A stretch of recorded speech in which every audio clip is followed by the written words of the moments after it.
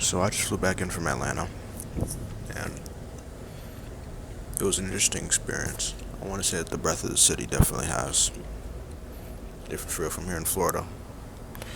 It wasn't really necessarily the rooms I was put in, but the feeling of the city that gave me a whole different outlook of how I view the world.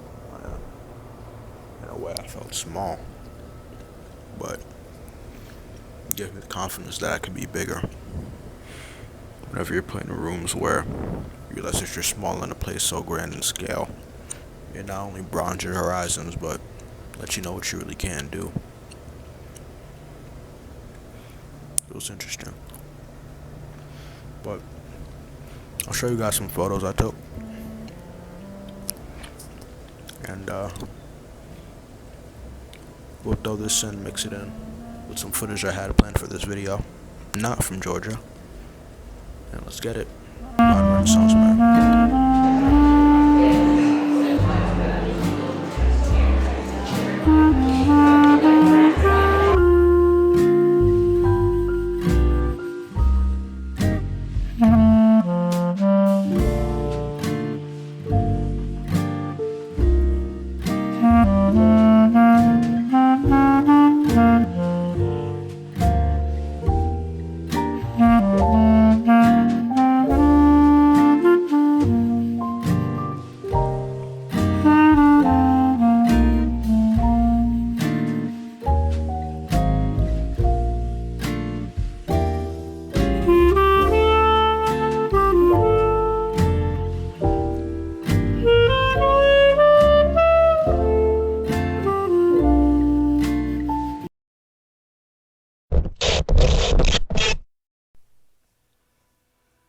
There was a time when men of notoriety were adept masters at many things in life, some of which I look towards for information even now. In particular, Leonardo da Vinci was not only an artist of great renown, but an ingenious physicist and engineer. He was well versed in numerous instruments, however, interestingly, he had an incredibly unique view of the world. His personal philosophy saw that there was beauty in everything, and that every facet of life should be pursued with great depth and observance. Often, growing up, people are told to develop one individual skill and focus on it until it can contribute something to the world. There's a famous quote that goes, "A jack of all trades is a master of none." We do this so that we can live somewhat comfortably, because a stable job and a nice house is all most people need to be fulfilled. I find this to be a stark contrast from history's greats. To halt individual progress, to drown yourself in pleasure sounds nice, but after all, what will your life mean? I like to think of an extension to the aforementioned quote. A jack of all trades is a master of none, but a master of many is second to none. I've been wanting to make these kinds of additions to my videos to lengthen their duration, and for the past couple of weeks I've been trying to find the courage and freedom in order to do this kind of one-to-one on-camera talk. I think the title of this video is going to be The Modern Renaissance Man, and that can mean a lot of things. I haven't really worked out the kinks yet. It's interesting, I don't really have a lot of freedom where I'm at right now, so finding the time to get some footage like this was very restrictive. I'm out here at a parking garage by a beach entrance, and I'm hoping people don't walk by so I don't become embarrassed. And it's like that right now. We're on the struggle, but we're also on the come up, working hard. I first started this channel just to practice like editing skills and shit, but it's come to the point now where I kind of can't let it go.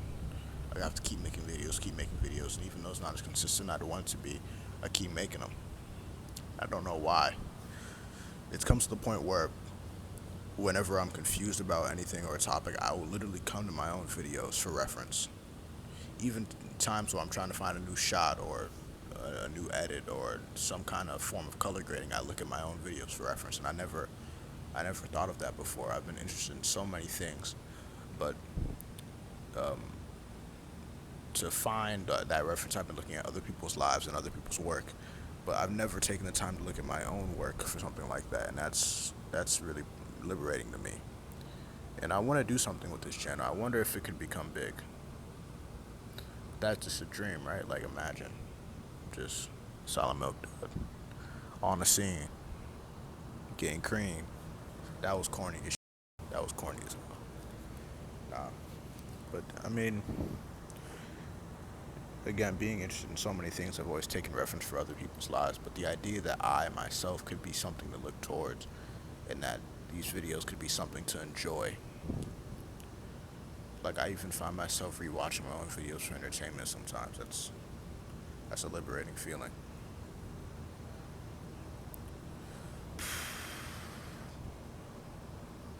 Something I think I've been trying to find the time to do this at 5 a.m. because that's the only time you can find solitude and quiet. But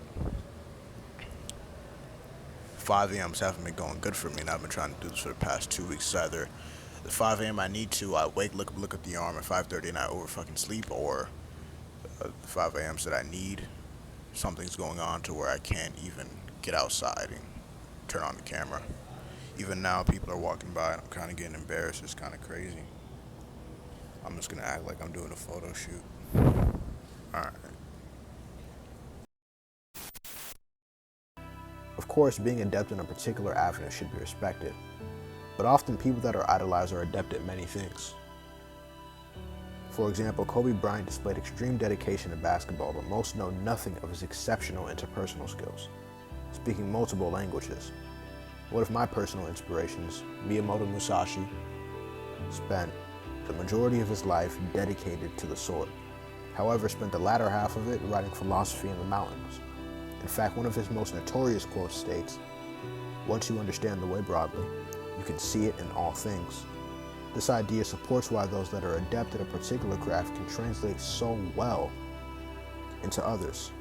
Moreover, when you become good at something, you are not only a student of your craft, but a student of life. I presume that all great men of today and before understand this, and they're constantly chasing life's next lesson. I find myself immersed in multiple subjects: art, animation, film, philosophy, martial arts, many more.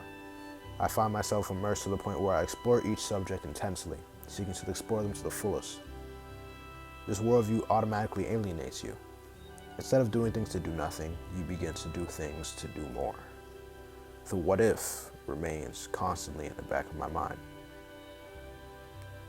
Most Renaissance men were undeniable not only in just one profession, but in life, using their personal freedom to explore what people couldn't in numerous lifetimes. I guess that's why I'm chasing freedom now. I've heard the notion of the safe route 1,000 times, but I've been thinking, if it's all possible and I have one shot at this life, then why not take the chances? Sometimes I think of myself as a man of many pipe dreams, and one of my favorite lyrics goes, "And I wonder if you know what it means to find that your dreams come true."